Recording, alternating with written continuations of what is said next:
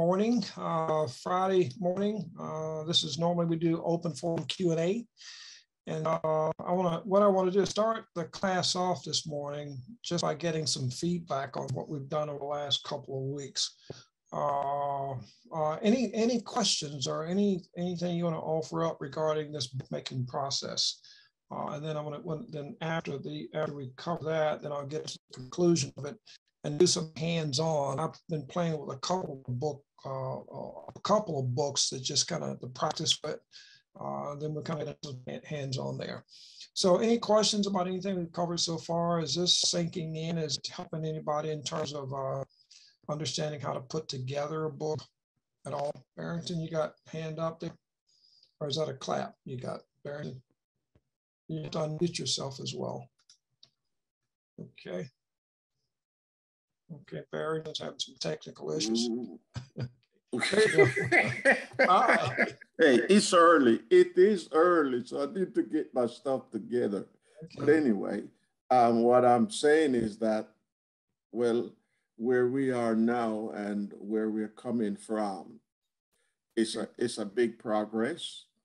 And now that we are in, what would you say, we are in the process of producing a book.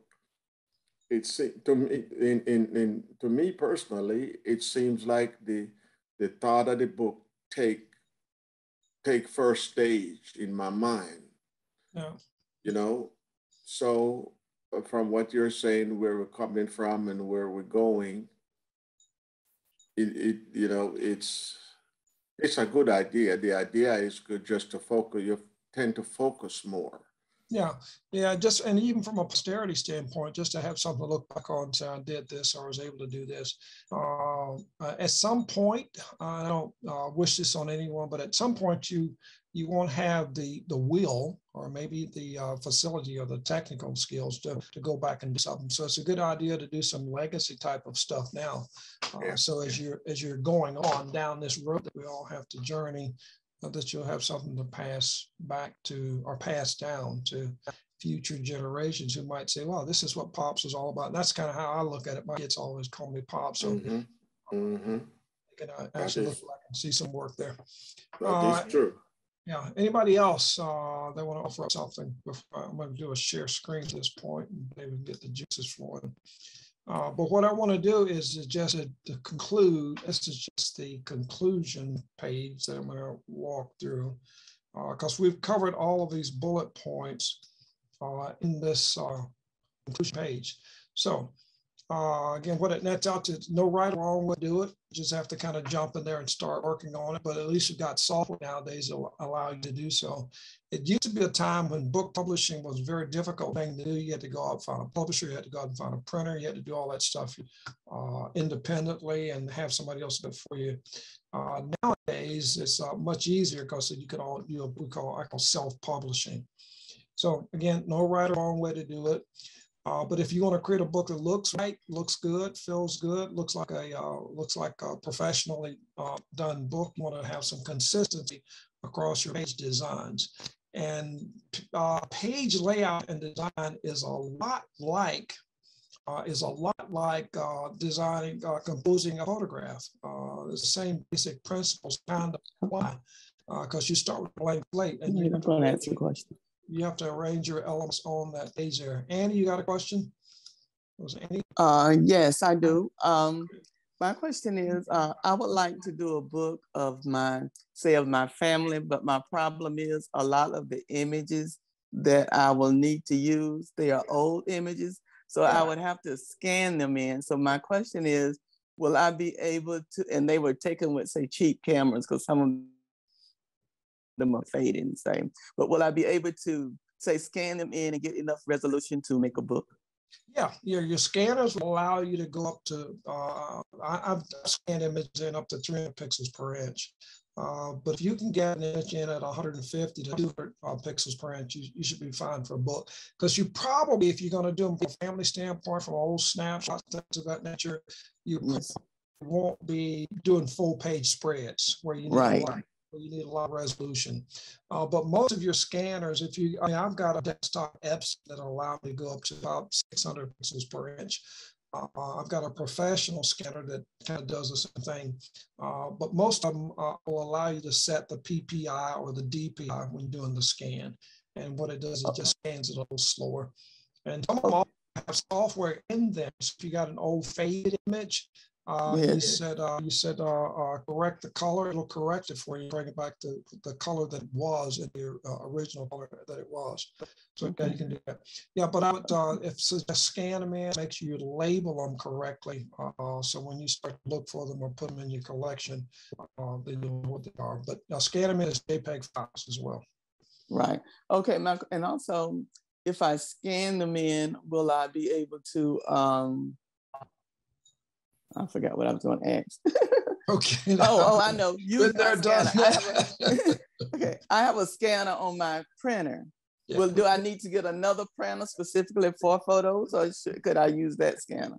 That scanner should be fine. Yeah, and like I said, I got a desktop apps and just kind of like an all-in-one, and I've got that's what I have. Okay. Yeah, and I've got a professional scanner that I don't use because the desktop does what I need to do for it. But no, I think that scanner that you got on your desktop should be fine. You lay them on that flatbed, set to image scan, and set your resolution, and then save that file to wherever you need to save it to. Oh, okay, great. Thank you. You're welcome. Okay, Felix, you're up, and then Billy. Yeah. My question is, I have some photos. Like I told you, I'm going to do this book on the Virgin Island beaches and stuff. Yeah. And I have some photos, some old photos. Some of them are mine, and there's a few of them that belongs to one of my relatives or whatever. Yeah. Okay. Is it appropriate to use some of their photos in the book? Yeah.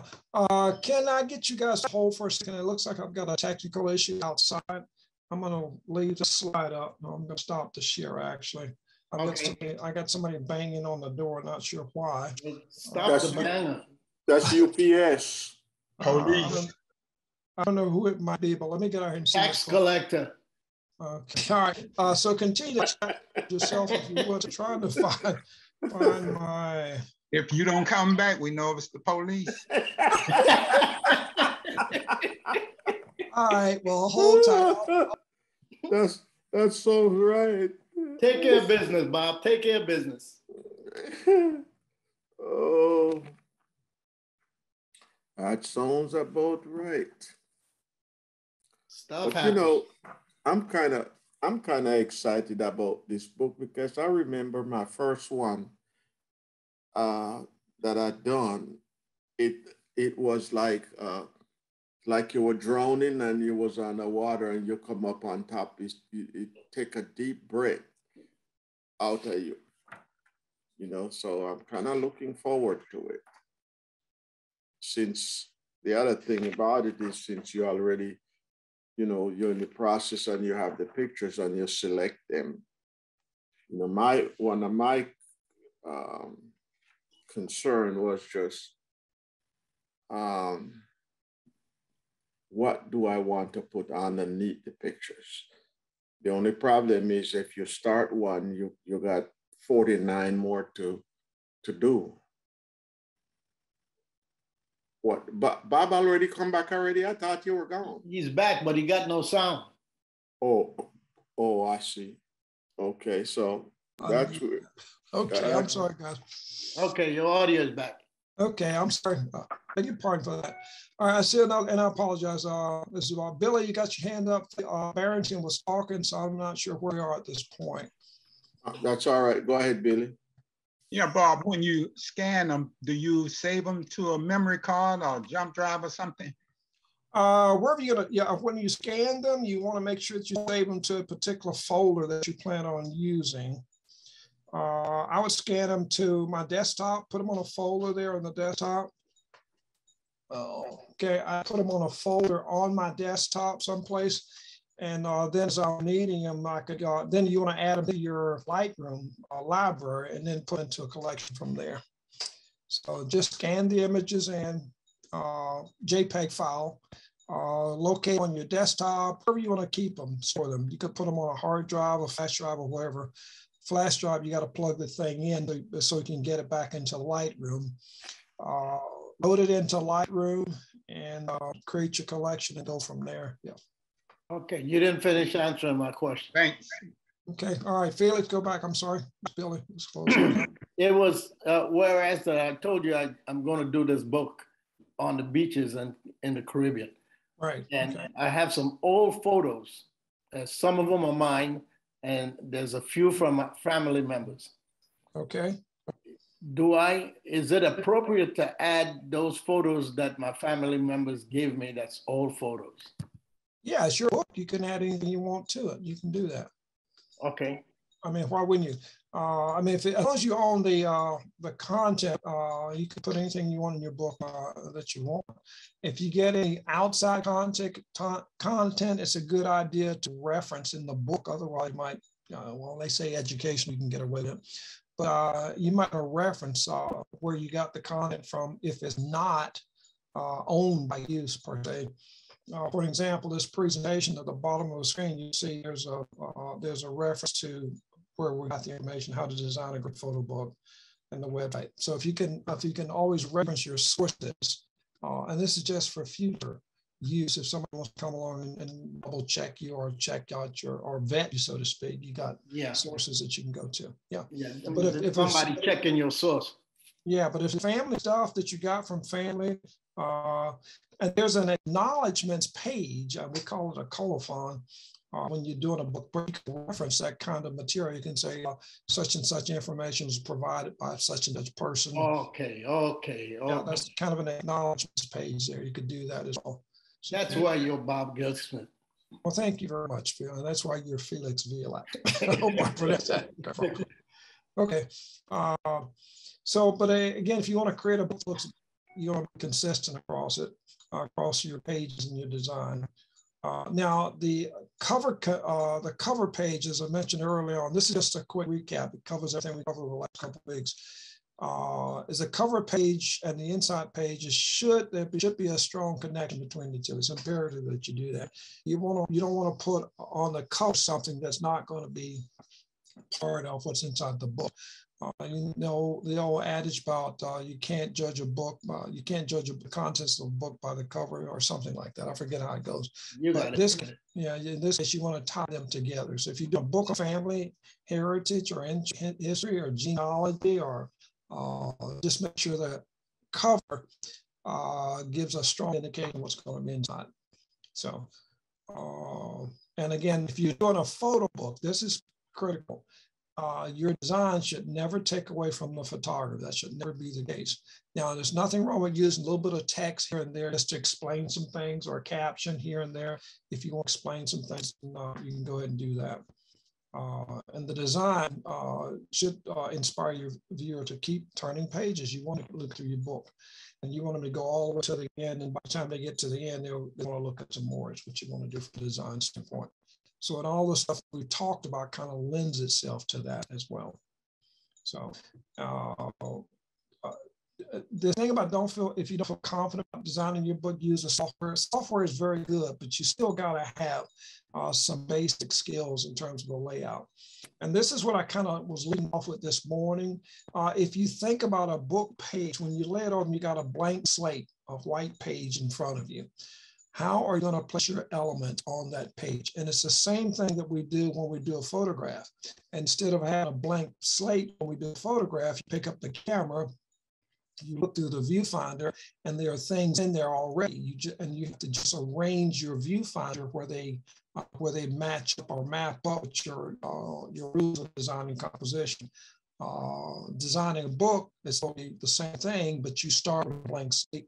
And you can put this over here, you put that over there, you can use some white space here, you can put a piece of text there. You get to paint your own book, so to speak. Whereas in a photograph, you use the same type of rules, but you don't have to paint it. You don't get to design it. You have to design what's in front of the camera to start with. So this thing about the software will do most of the work.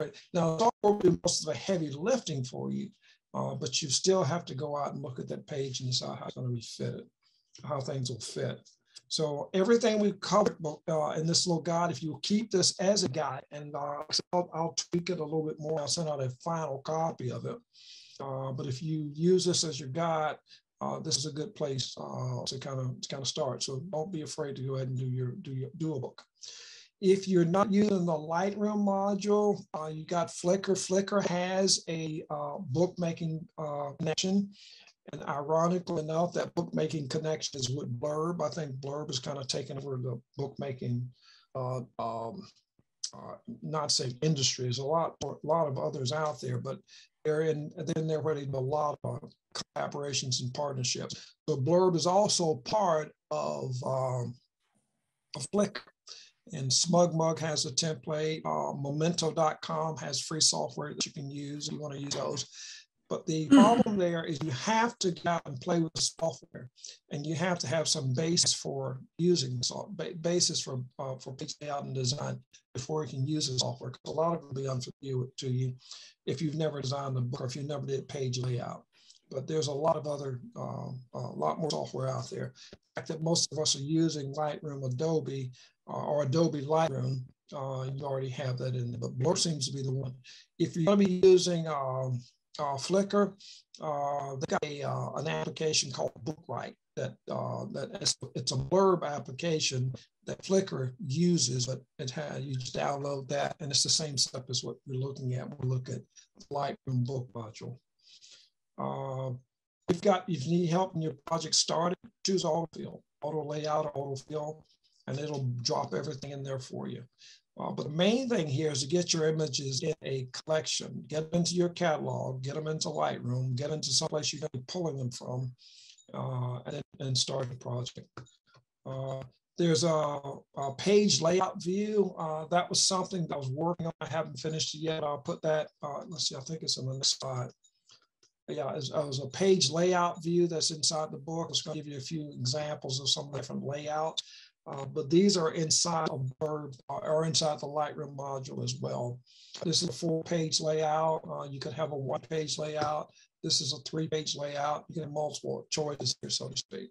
So, that was that's something that I'll add to this package before I finalize it and send it out to you. All right, so that said, that's our conclusion on this. I did ask Sandra Lewis, and I think I copied Cynthia and Gabe on the last couple of sessions to see if we can get those recordings expedited. And if we can, I'll just go ahead and put those in the team room if you want to go back and review some of that. But the major point or major components to what you need will be found in this document that we created. So, okay, so with that said, I'm going to stop the share and see if I can entertain questions at this point in time. Any other questions before we actually get into our hands-on? Because I want to go into the book module itself and just kind of play around with it a little bit and see what we can do with it. All right, questions at this point? Others? Okay. All right. Let's do another share screen here. 20. I don't need this anymore. Pull that down. Don't need that anymore. I want to get into my Lightroom module here. Over the last couple of weeks or so, in and before and around the break, I just kind of going into the software and kind of playing with stuff. This is one that I started. Didn't finish it, but this is one I started. This is hardest off the annual festivals 2018. I pulled the images in from. But just to kind of give you an idea of what you're doing or how you do this, these are all in a collection. If you look over to the left-hand side of the screen, can you see screen? I'm sorry, I didn't ask you a question. Okay, if you look over to the left-hand side of the screen, these are all in a collection. And I'm in the book module. So let me get out of the book module and go to library or develop. Let's go to library. Okay. But these are all in a collection. And this is what the collections bucket is all about. I started some images here they are. These are all starter. And it says starter page. Once I put them in the collection, again, gather up 8 photographs, put them in a collection. Then I went over to the book module. And when I got to the book module, let's just kind of show some specifics of the module itself. Got over to the book module. went through all the standard page layout stuff, large landscape, hardcover image wrap, Proline Pro Photo. This is an expensive paper here to use, but that's the paper I like to use there. This book, it has about, how many images in it? It doesn't tell me how many images, but it's up to $106 now just for this book here.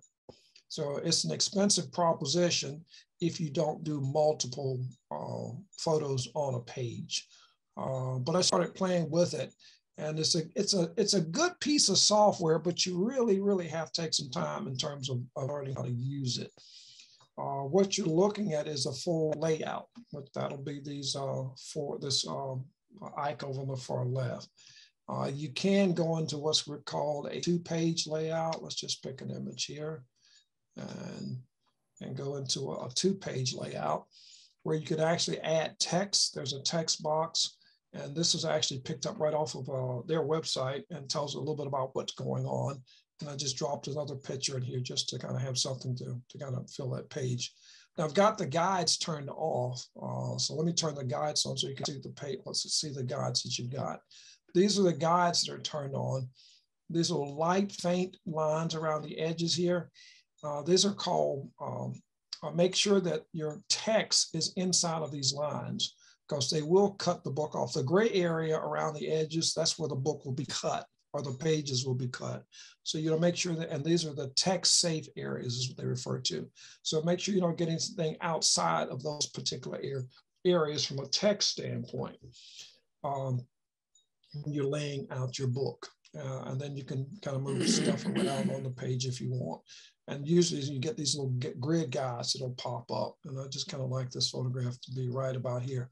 Now this to me is what I was saying that was a little bit strange for me because I would like to be able to be a little bit more precise with the positioning. And sometimes it gets a little quirky, but you got to play with it. You got to play with it.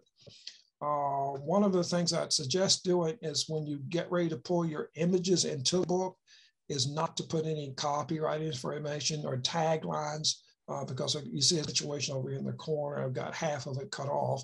Now I can change that by zooming in or out, but that might also change your, well, that works there. I could actually tweak that out. That'll actually work there. And then you can move that photograph around a little bit there.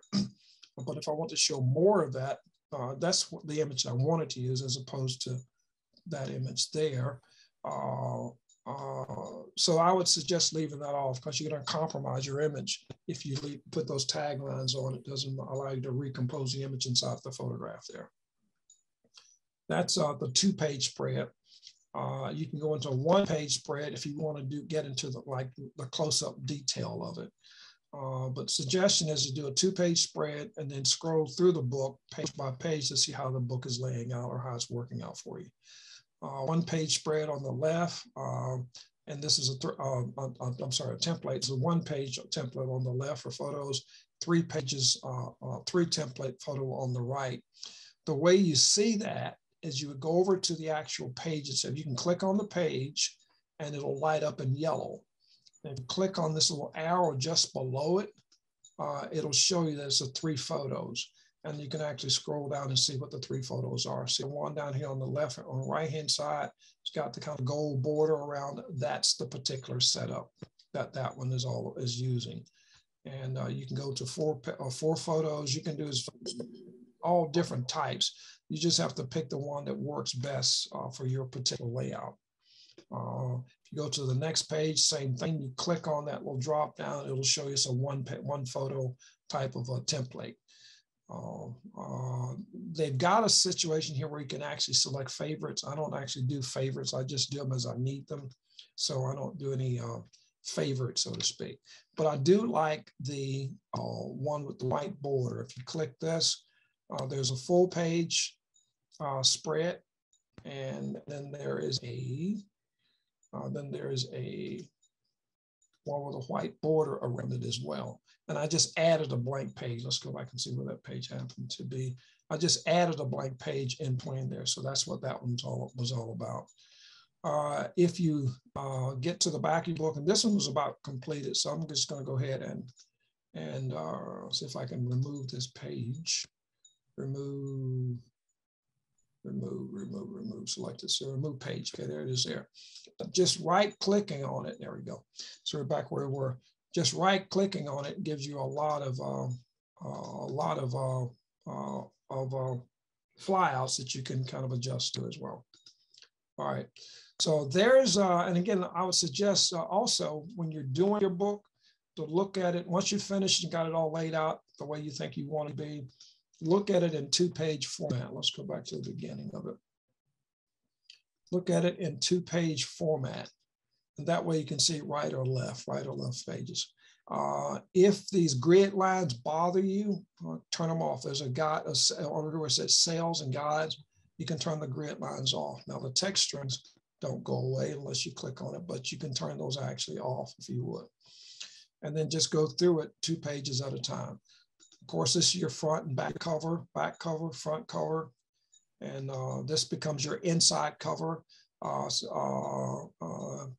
The next page becomes your acknowledgments or your foreword or whatever you want to say about the book.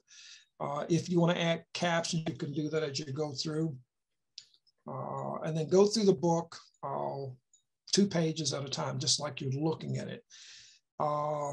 It's a good idea to actually add page numbers. In this case, we got page numbers on the right-hand corner. So I'm gonna go up to where it says page. Where is it? Page number. I just saw it a minute ago. Page, cells. Oh, hey, page numbers.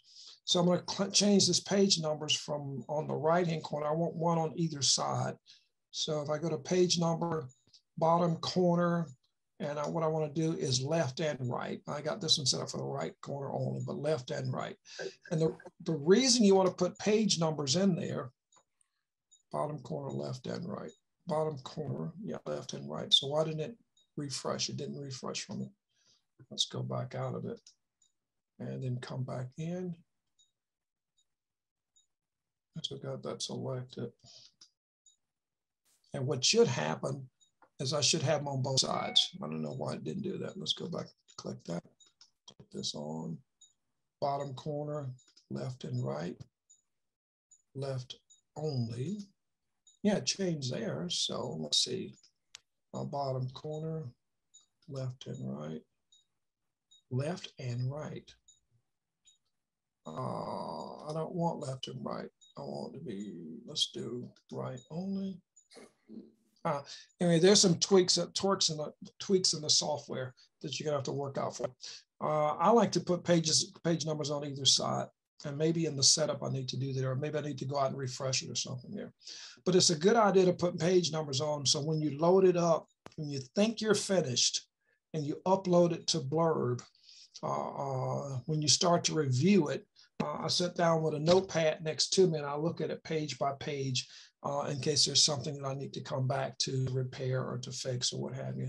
And then I've got the page numbers there handy to take me through the process. So, but these all look like they've been set up pretty okay. Oh, I got it right only. Okay, let's do this. Left and right. Okay, now I've got it. Okay, I guess the software had to update. So I got a page number on either side now. So, and this lays out fairly nice and clean, nice even margins, nice meet up. There may be some situations where you want to change something. And again, like I said, don't put your taglines on them. If you're doing the book, the front of the book talks about who does the book and who the photography is by. If you want to adjust, this is at a 20% zoom.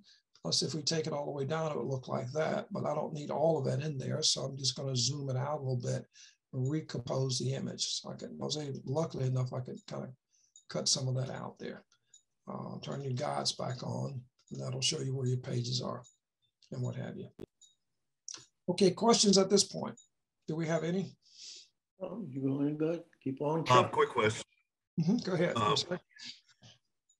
What about, we went through this phase of putting borders on a lot of our pictures as of late. Will we want to remove those borders before we put them in the book, or is it okay to keep them? I would take those borders off before you put them in the book, because in the book, you're going to have white space anyway. The borders that we're using for with the black and the white on there, if it's about the photography, you won't need those borders on there. If the borders are enhancing the image, I know some people use these accents or color bevels, color bevels, and what have you. If it's going to accent the image and it's part of the photograph, I would. But you don't need the white or the black borders on there unless they're actually emphasizing the image itself. For example, the lady with the over the microphone, if you want to use a gold rim or edge around there, that would be okay. But I would not use the black and the white, the gold rim or edge around it, because what it looks like is you got a framed image in a book. I wouldn't do it that way. But again, it's all personal preference. If you decide that it looks better for you that way, so be it. But I'm not seeing, now there may be times where you may want to, you got a historical image and it's got a frame around it with a mat and a border. You may want to include all of that when you do it. It's a scanned image in and it's got the frame and the mat around it already. You might want to include that. That may be appropriate. For the most part, you already got a white border, you got some margin around it to start with. So I would not use it that way. Okay. All right, here's a spot for photo text. I put this in here and I don't want it in here. So I'm going to see if I can remove, I don't want to remove the page, I want to remove the cell. And it's giving me the position to add that, but I don't want that in there. So this is kind of, okay, I don't want to do anything to that, but I wouldn't want that in my book there at all. Let's do that. Let's see if we can clean it out. Yeah, we need to clean it out. Okay. So yeah, so I had thought about adding text there. My forward up front basically covers the whole book. So if you want to put a forward up front and that we don't have to add captions or text, you can do that. If I want to get rid of the copyright information here, I'm going to destroy my image if I try to recompose it. I could probably get away with something like that. But in this case, I actually wanted to show his feet. But I have to, that's why I wouldn't put a copyright on it, or tagline on it to start with. And then you just kind of work through your book. Here's a full page spread. Again, this copyright information is extraction or distraction from me. So this is what's called a full page bleed, if you would. Not full page spread, 2-page spread. It doesn't bleed off. If it's a bleed, it goes right up to the edge of the book itself. And you just kind of keep working through your book, seeing some of the different examples and layouts. This is pretty well laid out in terms of borders and spaces, but this is what I played with, I think, right after the session started. But again, when you get your page, you want to make sure your pages interact. The lady on the right-hand side is looking at the parade as it's coming in. This is some of the kickoff stuff here as well. And again, as you're doing your book, these little tabs that show up down on the bottom will show you how many times you've used your image in the book. And in this case, these have all been used just one time. And you saw this last week. I'll probably replace that with the one I put with the green grasses back there. And the pavement wasn't all that exciting at all for me. Okay, and this is 2018. This is when Stacey ran for governor the first time. She's running again this time as well. All right, again, some of the neighborhood guys and what have you. I've noticed this photograph on the right-hand side is a little bit larger than the one on the left-hand side. If you want to make that larger, let's see if I can zoom it up. And you can, and this is a part where I have a bit of an issue with the software because it's all eyeballing. I wanted all that to line up with the edges on the bottom as well. So I have to actually increase the size of it to make that happen. There's something called padding as well. And you have to kind of balance that out. But it's still a little bit larger than the one on the right-hand side. Again, you can zoom that in a little bit tighter, zoom it out a little bit. The line up here, you can tighten the line up. If you're going to move your photograph around, you have to move it. You have to kind of eyeball it, and I don't like that. That's me. I'm sorry, I'm being a bit able there. So you may get used to using it this way. But page numbers are very helpful again. Let's just walk through this one. Everything looks okay, but I would walk through it and scan it. Those are issues there. Page 25, for an example. And these will go right into your book up online, just like you've laid them out. So all of that should be corrected before you upload it. There's one here that's a different size. Now those are the same size. 3-page, 3-photo layout, 1-page, 1-photo layout. If you want to reduce the cost on this, but this is a $106 book at this point, and that doesn't include shipping and tax. But if you want to reduce the cost of it, then you probably would want to consider doing multiple photos per page. This one here is this is probably could be a 1-page. I don't know why I did this, but anyway, there's another spread there where you go across the page, and this one is at 5%. Let's go at 1%. If you're gonna go across the page like so, you could probably do a full page spread there. Yeah, that was what I was trying to get to, something like that. So that actually works there. Another full page spread there. And those are things you have to make judgment calls about them as you go along. Felix, you got a question? You're running so fast it went by me. Okay. I know. How do you remove a photo from the spot that you have it to put the next one in? You can either drag the image up. Let's say I'll try one here just to show you how it works. Say this has already got an image here and I don't want that image. I'll just drag another image up. It'll replace it. Okay. Or you can right click it and say remove photo. Okay, but when you remove that photo, where does it go? Back on the film strip? It goes back into your bucket. Okay. It goes back. Yeah, your film strip. I'm sorry. Yeah, I should call it the film, call it what it is. Yeah. But if you want to remove that photo, you just drag another one up, click it, and then you rearrange that one the way you want it. Or you can right. Pretty cool.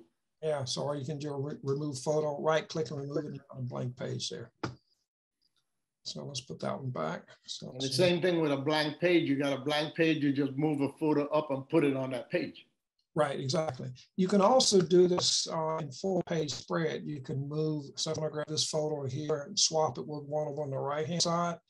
Let's say we swap these two, just for the sake of demonstration. And you have to click it, and this button here will turn yellow, and then you'll see the hand pop up. And I'm gonna move that. Well, let's see, I was gonna move it. Let's see. No, this whole page I gotta move now. Let's see. Let's do that. I should be able to just grab this and move it over here, and it will swap the two. So good to go, because I can do that ahead of time.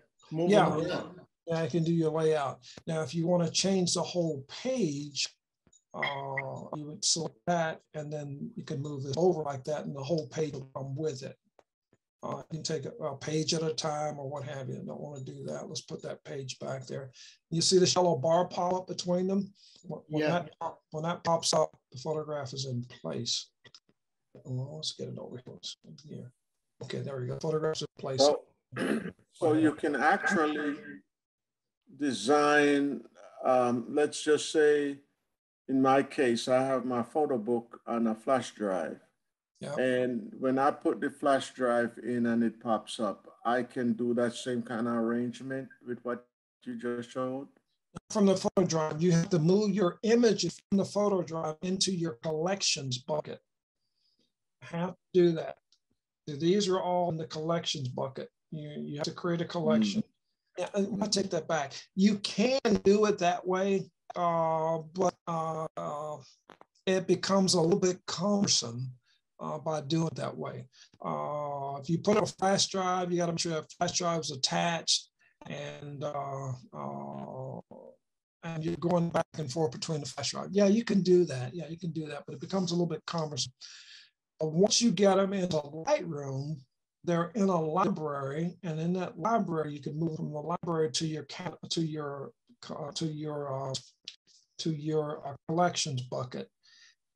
There may be some issue working with it on a flash drive as opposed to putting it in a collections bucket, because whatever you do to that image while you got it in that collection, if it's already in the library, say if I were to go back to update this image here, let's just take this one here for an example.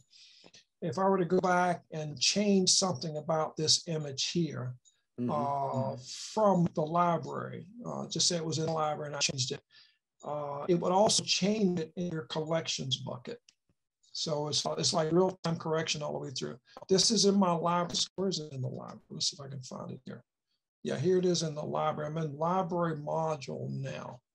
And I go in here and just say, I want to edit this in Photoshop. I'm getting a little bit ahead of myself and a little bit more than I wanted to get into at this point, but let's just do it anyway.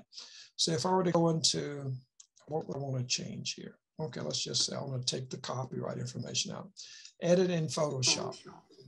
Okay, so I'm going to go to Photoshop. I've been getting this message that pops up. I don't know if anybody else has been getting it, but I've been getting it too.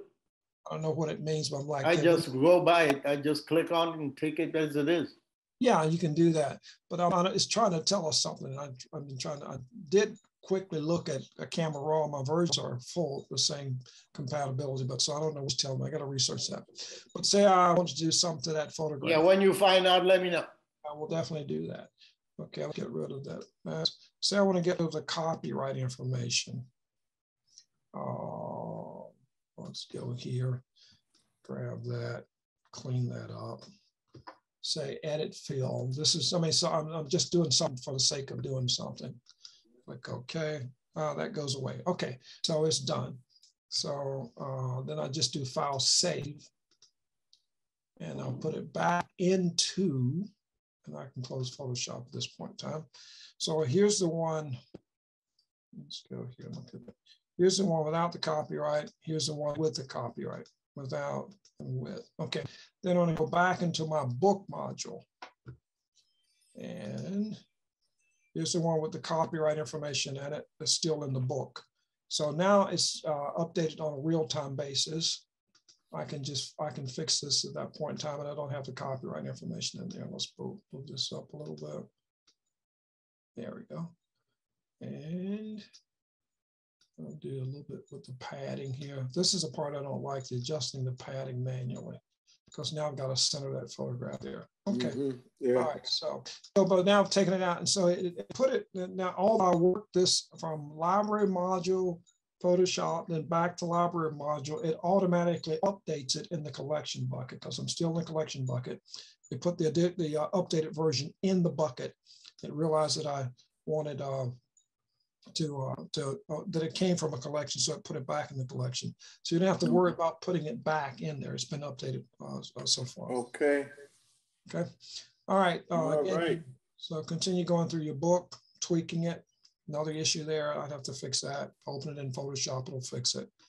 And then once you go through the whole process of doing your page layout and design, white space, nice clean borders and what have you. Maybe I'd flip this, put it on this page, maybe not, I'm not sure yet. So, but again, you'll tweak this over a period of time. And there we go. Now this looks like it's been used twice.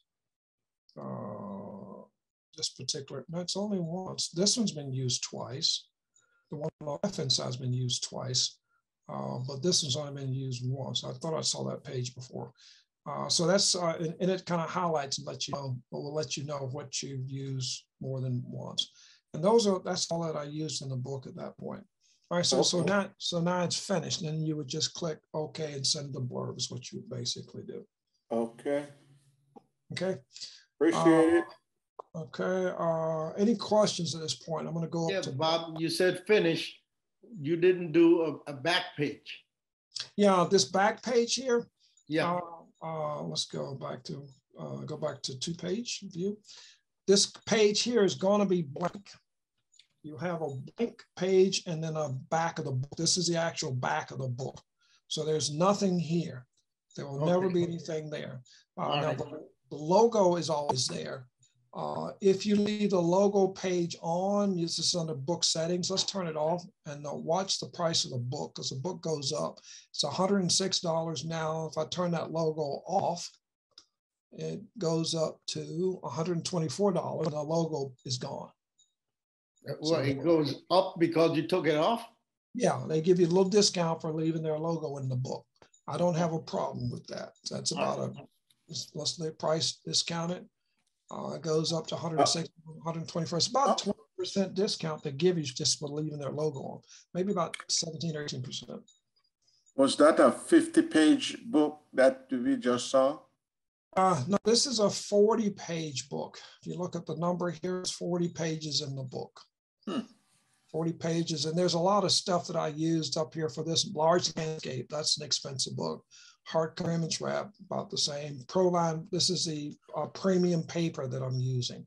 If I go to premium luster, the book now is 106 bucks. Let's go to premium luster, drops it down to $83. If I go to, that's a paper, logo page on, so it went for, that's $20 savings right there, just based on the paper type that you chose. Yeah, so that's premium luster, premium matte. Let's see what that gives us. That's still 83. That's $83. So, but there's and then the size of it as well. This is a large landscape. If I go to a standard landscape, which if I do that, it's going to change the book altogether. This is a 10 by 8 versus a 13 by 11. So the spread there's about 3 inches. Let's do that and see what happens. And it says you're going to change your whole layout. I don't want to do that. I don't want to cancel that, but it will be a lower price there in terms of the cost of the book. Okay. This front page, the back page, it's going to always be white and a gray to it. And the front page will always be a gray. This is a front cover, inside cover. There'll be a blank page here that you can add something to, but you can't add anything to this. Let's see if you can. Let's see here. Yeah, you could put a photo on that page if you wanted to. Let's see. Let's see if I want to put something there. Well, no, it just gives me another page. This blurb does not share its, sorry, the guides on. Yes, it does. Let's go to 2-page design here. Let's see. No, it doesn't. Blurb does not share its logo with anything you want to put on a page. So it gives you an additional page, and I don't want that additional page. So I'm going to remove it. Remove page, right click. And but blurb will not, this page will always be blank and white against the back cover, but they will allow you to do it on the front cover where you've got the same scenario. You've got the gray page on one side, which is the back of the book. But you know, like, let me just show you something for a minute. Just give me a minute, but I'll show you something. This is the back. No, I can't see you at this point. I don't know if anybody else can. I am doing screen share. Am I? Okay. I don't think they could see as well. But they don't. This would be the front cover, and then you have the gray on the back cover. But they will allow an image on the front page, and that's what I like to use as the inside cover. So this is the front cover, and then I go to the open the book up, the inside, and then the front. The inside cover page is what it nets out to. Okay. Okay, Bob.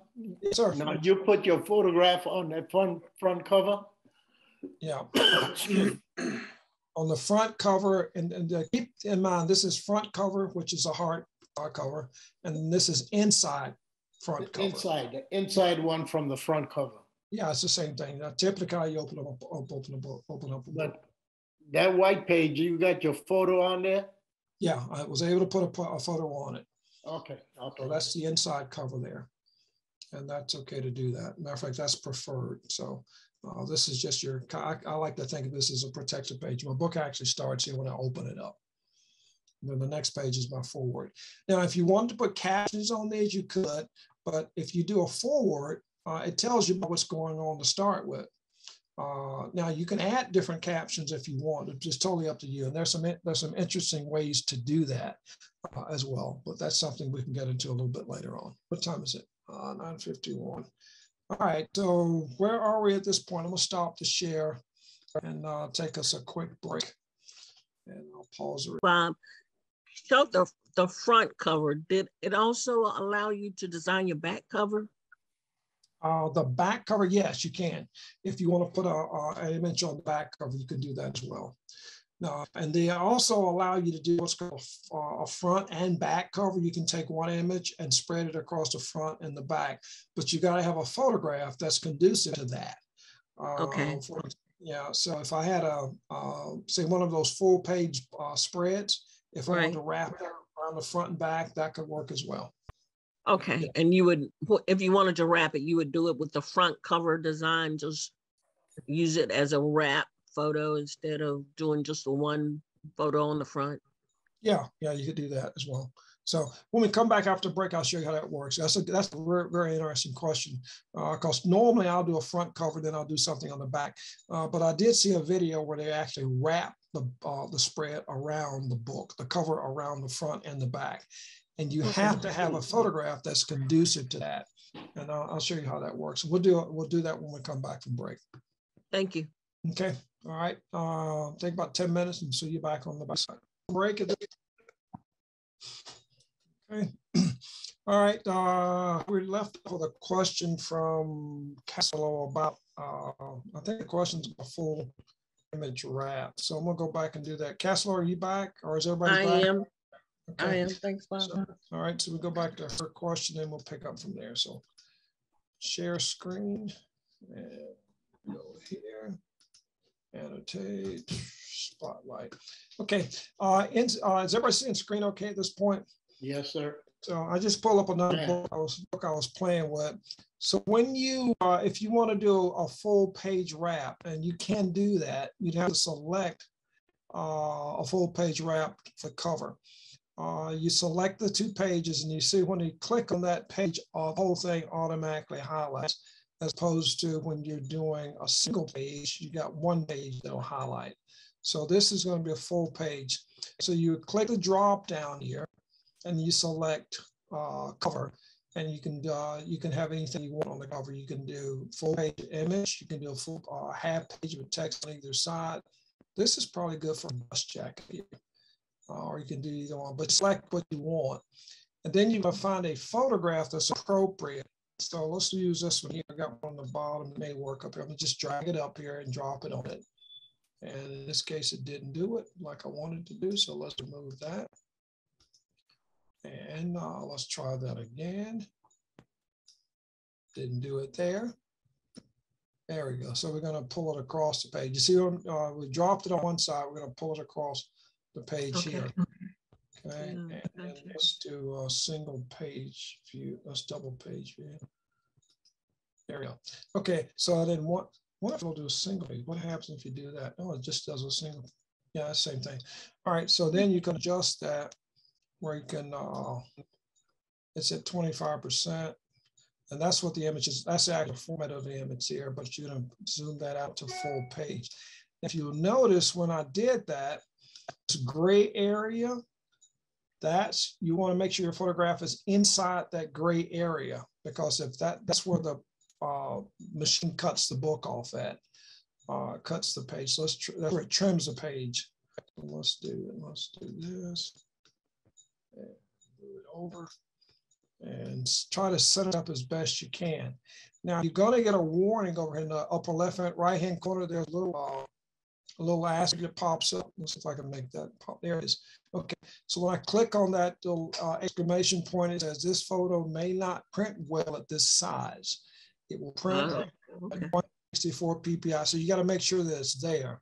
But no worries there. Let's Lightroom has something now called Image Enhance. Let's go back into Library, see if this will work, and go back and find that image. Where was it? Let's go back in the book. So there's the image. That's in the photographers. This is in the collection. Okay, so let's see if we can find it in library module, or develop library module, or develop module, would it be? You're going to find that photograph, but you can go back into book. And I don't want to be in the book module. I want to be in, I want to go back where I can enhance it. So I've got to find out where it was. This is in, let's go back in the book module. There's the photograph. So it's in here along with some other stuff. So, but what you could do is you could go back into the module. Why is it not photographer still mounted? It's showing only 9 images there. I'd have to go back and re-navigate this because it's not in the module. It's not in the catalog that I've got it set up for here. This is I can't find the image. It's not in my module. But if I were to go into back into, if you got it in your collection correctly, this is not, because I'm only showing 9 photographs here according to this collection, but it's got a lot more than that in it. If you're in the right collection, you can go back into Lightroom and enhance that image, because that's telling you that you need to do something with it. An image is too small. So let's see what happens if I reduce it. How far down does it need to go? See that it went away at that point in time. It comes there. So I still have to go into that, and that's the right resolution for it. Well, it still says it. So let's see if we can drop that down. Yeah, that seems to be about 9% is all I can magnify that to be. But it wouldn't fit that. It wouldn't work for you from a cover back to back, because the image resolution is too low for that, for a spread like that. Okay. Yeah. But so when you say enhance, Bob, is that on a drop down menu somewhere, or? Yeah, let me show you where it is located. So go ahead and develop module. What I wanted to see was it show up there, but it didn't show up there like I was looking for it. So masking samples, old pro radial elevation. I'm just trying to find, I don't need to enhance these, but if let's see, let's just take this one here. Once you get back to the develop module, you go to photo, and now under photo, it says enhance. Okay. Right there, and just click enhance, and whatever image you got selected, it will enhance that particular image. In this case, I've got one here selected. I've got this, let's just select that one. This doesn't need to be enhanced, but if you did go here and do photo and click enhance, the software will take over, and it goes to what's called super resolution or something. Oh, okay. It'll give you, says raw details, super resolution, doubles image size. Okay, let's just go ahead and click enhance. I'm trying to see some numbers, but I don't see any numbers. But if I click enhance, it goes through and it does its thing. You'll see it says creating enhanced DNG. Right. Okay, and I think it creates a separate image. Okay, it does create a separate image for you. So this is the enhanced version here. You'll see it. You'll see it on the on the screen. You'll say edited enhanced DNG versus just a regular what have you. So that has some super resolution in it for whatever reason. Make it super. Yeah, but it does have higher resolution for you. Let's go back to the book module there. Okay, but I couldn't find it. I couldn't find the image where I needed it to be found. This place is there, what have you. Okay, all right. Cool. Thank you. Okay, all right. Questions at this point? Okay, all right. Once you upload your book to Blurb, let's go into that real quick. And then it'll just open up for a free-for-all. Let's go to Blurb. I'm going to click on my link here. And I'll go to Blurb. No, I don't want to be there. I want to go Blurb books. Once you upload it to Blurb, here's a book that I did work on. Let's go back here and take it to the book first. March Family Reunion. This is some work that I mentioned before. Eddie and I did a couple of weeks ago. There's the image. There's a cover, 2-pager. If I do a 2-pager there, selecting the cover, that's what I want to select. Okay, yeah, then I can go to a 2-pager there. If I want to run that across the front and back, it wouldn't make sense. But if I did have a photograph that was conducive, that's what I would do it at. So, but I've already gone through and worked on this book, laid out my type and what have you. This stuff here, you could move around a little bit. This is what kind of gets a little jiggy for me, if you would. You can move this up or down via the padding. I think it's padding on the cell. I don't want to mess with that, but you'd have to play with that. Let's see if I can click on that. And this is where I can do a little bit of squiggly work here. If you can get jitty, that means when I get jitty, then, I shouldn't feel bad. No, you should. Okay. But I've already gone through this book here and set it up. Front, back, cover, page. wherever's in the gray here, this is where the book is going to be cut off. Their foot will be cut off here, and that's okay. I don't have a problem with that. But this gray area is a cutoff place. Now, once I finish it, I do an upload to Blurb. And once I get to Blurb, I've got it on my dashboard. Let's go to the dashboard and show you. Now I've got to log in. So, but you got to create that Blurb account before you can do this. And get your Blurb account.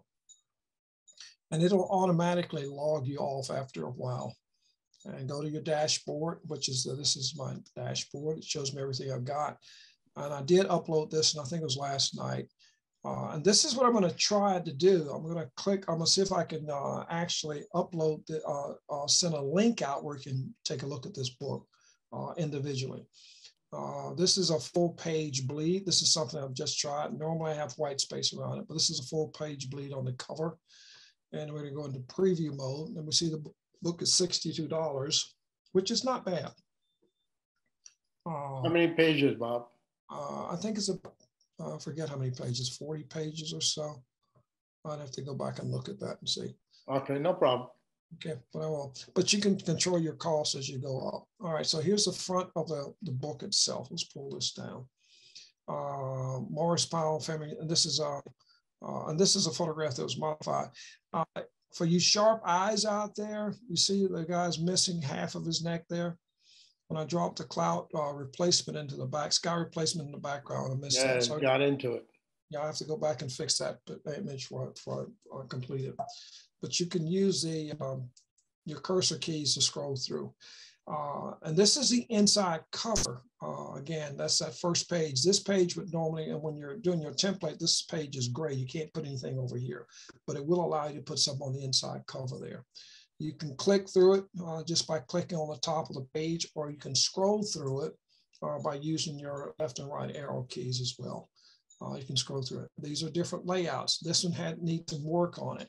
Now, this is where you want to make sure you got your page numbers on them. You may decide not to have page numbers on them, but for your review of it, you want to have page numbers on it. Because as you're going through, you can reference the page numbers for where you may have issues in the book as you're going through. I fixed a couple of these last night as I was working. But it's all there, that the book is laid out. It goes through the pages just like you would normally see the book. Now, this is now what I've got to decide at this point. Now, the cover page, this is the arrival. Probably type in here the arrival, something up here to indicate to the reader or the viewer where they are, what they're looking at, what section they're looking at. But this is the first night as people come into it was a meet and greet, I think is what it's called. Meet and greet, and you go through that whole process there. Now, as you transition to another section, and this would be the same thing with your portfolios as well, as you transition to another section, then you would do the same thing. Now, here's an issue with the page layout. These images are not laid out correctly, so I'll write down page number 17. Need to fix something there. So P17, check layout. And these stay up here for about I think 15 days. Blurb gives you a look at them. But you look up here, this is not aligned properly. This is not the same size as that one. Don't know why. I have to go back into those software to see. But this is an issue here. So you want to fix that. That doesn't look very professional at all. Then this is the next section of it, the sibling portraits. You know, make sure and the date is on it as well. So I'd go back and add some captions or some text here to indicate where the viewer is. I don't like the way this is laid out. Maybe I'll tighten this up a little bit, but this is where it was located. This is what's happening. This is to whom it's happening to. This is where it's happening. And this is the date that it occurred. And these are the portraits of the siblings. And then you go to the next section. So this probably would be beefed up a little bit. This is a bowling night at wherever. I have to actually add some text to that. If you want to add an opening caption here, you might want to add it. You might want to add some opening caption, but the section divider tells you where it is, to tell you what's going on. So you want to keep your viewer informed as you go through. than actual bowling alley. Now, some of these larger images, these had decent resolution. This is probably around 6400 ISO here. That's probably 64, but they print up okay in terms of the pixels. This one was a very low res file because I have to crop it a lot. I can show you the crop as we go through the other, when we go back. But again, that was the pages kind of relate. Now this page here, I didn't realize it, but this guy seems to be looking over into this page. So these pages are tied together like so. Whenever you have a 2-page spread, make sure they work together with each other. The guy looks like he's looking over at the other guy in the other frame. Pages here, she's interacting with the scoring machine. So from a page layout and design, these photographs don't look like they are the same size. So maybe I'll write down page 32, check sizing or page layout there as well. So I got an issue with that page there. That's where your page numbers come in handy. Everything else looks good here. This looks like it may be off just a little bit. So I probably would check page 36 and go back and fix that before I upload it again. Then you just kind of flip through your book, make sure everything's okay. Looks like some issues there. Look like issues there, but you just scan your pages to see if they're centered correctly, and see if they're laid out correctly, that your margins are consistent, and that you're professional looking, and that you're telling a story. All right, so then this is a third day. The games were at Redan Elementary School. So this one is about right. The other two we had up in the front, probably want to add something to them. I was actually considering using this for the cover, and that could be a wrap there. But if you wrapped it, you're going to wind up with somebody in the middle of the book, the spine, so to speak. So this is some opening shots inside the book. Everything kind of works together, fun games, fun, what have you. Pages interacting, same way you compose an image.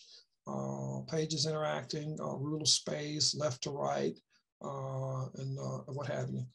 The pages interact the very same way. Now this was actually cropped very severely, but it was enough resolution. And this is one of the images that Ted had captured. It was enough resolution where I could crop it it was cropped severely, about less than half of the file, the image file was used, but no issues with it at all. And that's out of that mirrorless camera that's used. This is cropped a little bit as well on the left-hand side. But again, all the pages were laid out. Here's a situation where you've got a lot of things, photographs that you want to put in the book, but you don't want to do a single page. So the opening page shows what the activity is, and then the subsequent pages, you go from there. It was all the same activity, or carrying a bucket of water from whatever. May want to put a caption here, Uncle Luke starts the games off by doing such and such, or whatever. I don't know if his name was Luke or not, but find out. These were some candid shots that were captured that show some of the excitement from the reunion. And then this was a bunch of kids coming up. I say a bunch of kids, but they all got something for attending. I forget what it was they got. It looks like they were giving out cell phones. I don't, maybe not. But each kid came up and they got a pose with the presenter, and tried to double up some of these on pages. Could have put a lot more on single pages to reduce the cost of the book. And we did over on this side here, where we didn't want to do all those individuals, so we did multiple photos on a page there. That reduces your book size. And then this is your last page, and then this is the last page in the book. And there's a total of 69, 70 pages. So to answer your question, Felix, so there's a last page. I see it now. Okay, so that's kind of what you're dealing with. So I'm gonna stop screen share and come back and see if we can handle some Q&A at this point. Good job, Mr. GlickSmith. Okay, thank you very much. So it's been fun learning this piece of software. Like I said, I don't normally use it, but it has some quirks, and you have to go in there and play with it to see to get it where you want to get it. So, but it does have some utilization. You can use it for what you want to do. So, all right. With that said, let's just go to a straight up Q&A at this point. We got about 20 minutes or so. And I hope that's been useful. How many people out there thinking about doing a book other than Felix? He's got his hand up. I am. Okay. All right, Barrington. Yeah, I am. Okay. Some of you heavy hitters out there. I am. Oh no, I'm not a heavy hitter. But so I'm gonna try. They've been awful quiet. I'm like, all right, where are my big bats? So I'm thinking about doing one, but I have a young cousin that's working on a family ancestral type thing. He's really smart. And he's also taking old photographs and cleaning them up. Yep. I've been kind of helping him a little bit. I'm learning from him as well. When you do these books and you're using other people's photos, do you like do a tribute page at the back? You can, I like to just use an acknowledgement page. I'll go back and show that to you. Since I see your hand up, I'll be right there. So let me just kind of show her where we get that information from. Let's go back to my dashboard. This thing screen here. And we did a book. Here's one that we did for the best of. Let's open this up, let it load here. And on the inside, I get a scene screen. Okay, it takes a minute for this. Okay, let's go to the what I did, and that was an error there. Let's see, where is it? Okay, the acknowledgements. Let's go back here. Let's go here. Okay, team members acknowledgements page. I thought there was one here where I talked about the inside. Yeah, here it is. This is called a colophon. And what this describes is the book itself, how you deal with it, who presented it, when was it first presented. Down here, it says the best of collections.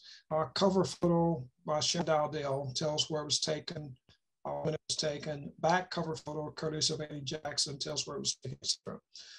If you got a lot of images by an individual, you may say images of, I don't know how you would categorize those in a group, but if one person is applying a lot of your images, you just do an acknowledgement. Here you can do it here, or can you do it in the acknowledgements page. The colophon kind of describes, this is only one image, and this is one image from Annie as well. So this is Sharon's image here. We use it on the cover. You acknowledge that person there. On the back cover, image that was of me that was taken by Annie Jackson was acknowledged there. If you go into the acknowledgements page, you can also put here, if you decide to put an acknowledgements page here. But this is our recognition to the people who helped with the book, team members, Carol, Cynthia, Donna, Sarah, Marshall, Ramona, Sharon, and across there. You would make that induction there. So it just depends on your book. You got two places you can do it. You do what's called a colophon, which is the first page we brought up, talks about the book itself, or you can do it in an acknowledgement page. You can do it very well. Now, this book happens to have a table of contents. These are the sections that I talked about. And we also had an index if you want to do something in the index. Let me see if I can get back here real quick to the index. And I don't think I can skip directly to the index. I have to actually page through to get to it. So that's what I'm doing now real quick. If you want to do an index, now this is a good template to use, but if you want to do an index per page, you could also do this as well, an index of it. So Bob GlickSmith photographs this page, etc. Callie Jones, whoever owns that photograph on different pages. And in this particular book, it was not about the photographers, about the work, but you give the photographers their credit through the index. And McCoy photographs on such and such pages, etc. So that's kind of how you would do it as well, if you want to recognize individuals for doing particular images. There's that Michael Stewart picture. I love that. I'm going to go back and enhance that so you can get that a little bit larger. So, all right, questions at this point? Other questions? I'll stop share. Come back here. Okay, what else we got? All right. Okay, so next, this afternoon, we'll look at homework. Next week, if anybody has got some, has started book, and what I want to do is I'll send a link out. I'm going to try and send a link out with the book committee and see if they can actually go through my book. So those who are on the book committee, I think Ramona, Cynthia, a couple others, I'm going to click on a link out of Blurb and send that link to you. And what I'd ask that you do is let me know if you could actually page through it without me having to bring it up on a screen itself. That's what I'll try and do and see if that works. And if that's the case, then as you complete your books or as you upload your books for review, we'll have a way that we can actually look at them individually. Say, for example, I'll send a link. And I'll click on that link. If I can show it on the screen, then I'll be able to show it on the screen.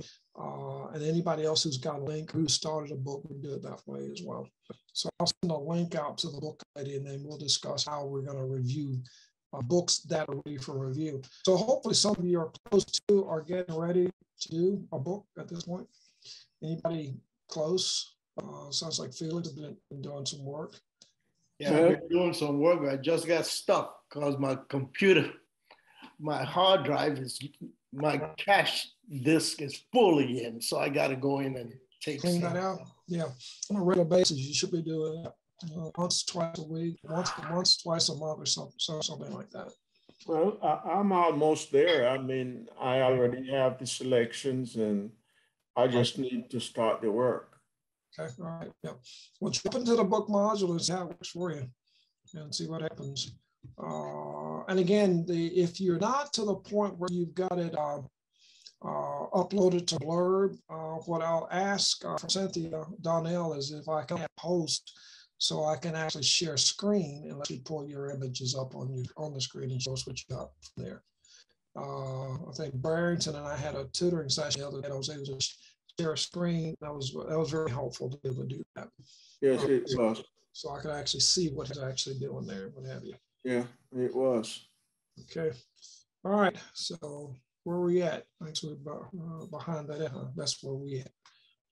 All right. I'm sorry. I'm supposed to put a joke, people. This is a serious crowd. Is this topic too heady for us? We cannot put you on Comedy Central. You can't make it. Yeah. Yeah, for real. All right, Leo. Let me call on some people in. Let's get so we get some usage. Leon, how you doing? Are you there? Okay. I'm doing fine. Yeah. How's this setting with you? You've been quiet for the last 2 weeks, man. I'm just scared. Yeah, we're kind of scared. I mean, I'm trying to get decent photos for you, and next thing I know, here we're working on a book. Okay. Yeah. All right. I feel you. I understand where you're at then. So you got some decent photos. You maybe if you want to do a small book. I was talking to Talia. She's got, I think she said about 15, 16 images. That's not enough to make a book, but at least you can learn how to do it. You can lay out a 15-page book if you want to. You could call it a magazine, I guess. Sharon C's got her hand up. So, okay. But when you guys get quiet like this, I'm like, it scares me. I'm like, what's going on? It's a pretty boisterous. Sharon Castler, what do you got? Bob, this is not, directly related to the book, but in a way it is. I'm trying to figure out how to do some things to improve some of my old photos. Yeah, sure. You did something, that image that you had last week of the child at the parade where you converted her, changed the color of her glasses and put some grass behind her. Could you walk through that since we have a little time? Yeah, we can do that. Yeah, just to show how you did it.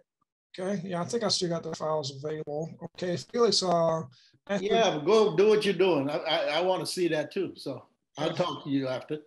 Let me find it. See if I can find it on the screen here. That was in Lightroom. I've got to find it at this point. Give me a couple seconds to locate it. But I know it was in Lightroom. I did that. Let's go into the library here. Where is it? Put it in the book module. Yeah, but I know it's in the book module, but I had to go to the original shot. I've got to go back to the original collection to do that for you.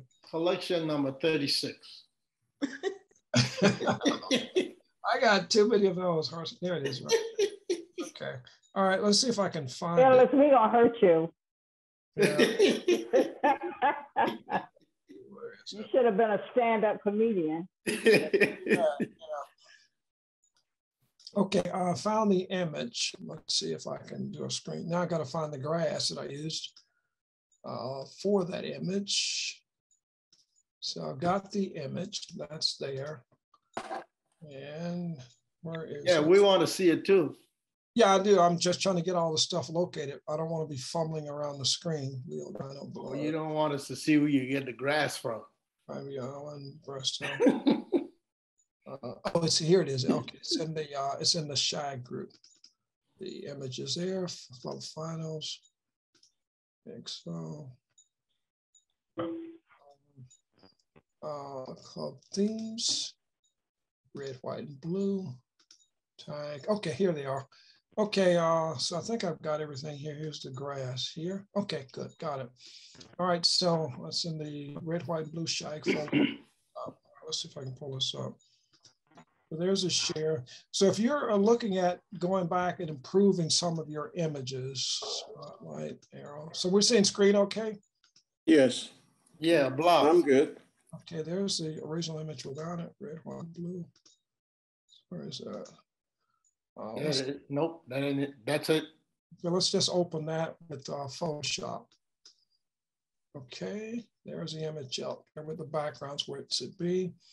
Then I go back and find the grass. Grass. That's grass. Let's use this one here. That one a bit lighter. And then I'm going to open that one with Photoshop as well. Okay, so the grass had not been processed. So this is the grass that I use for the background. So everybody seeing this okay? I hope this works. Yeah, but Bob, you actually take grass and put it in a folder? You know, for this particular shot, I wanted to put some grass there. So I just went out in the front yard and took a picture of the grass. But it's not that I'll be going out taking pictures of grass. I understand what you're saying. Well, I bet I've done that. Yeah, there's nothing wrong with it. Just checking. I mean, I have a folder of grass and a folder of clouds and stuff like that. Yeah, okay, you could do that, yeah. All right, so there's a raw file. Let's just say quickly convert it, do auto on it. Auto says that's what it should look like. And I may have done a few more things to it. Let's push up the vibrance a little bit. Let's pull up the exposure a little bit. Let's do that. And then just go ahead and open it up in Photoshop. Okay. So, but yeah, for this particular image, I wanted to do that. And what I did was just before I did it, I cleaned it up a little bit. So let's get that little speck there or something in the yard there. All right, then I want to open that. And let's bring this down to size a little bit. Go back over here and select this. Is that how I did it? No, I think I went over here and selected this. Select all. Select all. Did I do it that way? Yeah, I think I did that. Okay, select all. Edit. Copy. Sometimes I'm working through these things. I don't. You don't remember what you did. I go to different. I just do it different ways. Okay. Slow down, Mr. Bob. These have a profile mismatch. Castle, I think you're following me, okay, aren't you? Slow down, Mr. Bob. Okay. I'm with the Leah. You can slow down a little bit. All right. Let me just make sure this is working. Okay, so there is what I've got there. Okay. And at this point, before I do all the cropping and stuff, I'm going to kind of move that around a little bit. And I want to select this portion of it out. And I want to create it. What did I do? I'm trying to remember. Let's see. Got to get some marching ants around it. Would it be in your history, Bob? No, Bob, I can help you if you need help. I will. Okay, but let me see if I can walk through how I did it. Okay, I think I selected her out first. Okay, let's see if this will work. Yeah, okay, so we got most of her selected out there. There's that, there's that. And then at that point, I think I created a layer, a mask. Is that right? Mask it, yeah, okay. And I can't remember what I did. Okay, but because what I was able to, no, I'm sorry, I did it just the opposite. Let's go back. And let's go over here. And let's delete that. And let's go over here and select this. Where's my copy? I can't select all. Okay. And like I said, I'll go sometimes I'll do something one way and I'll do something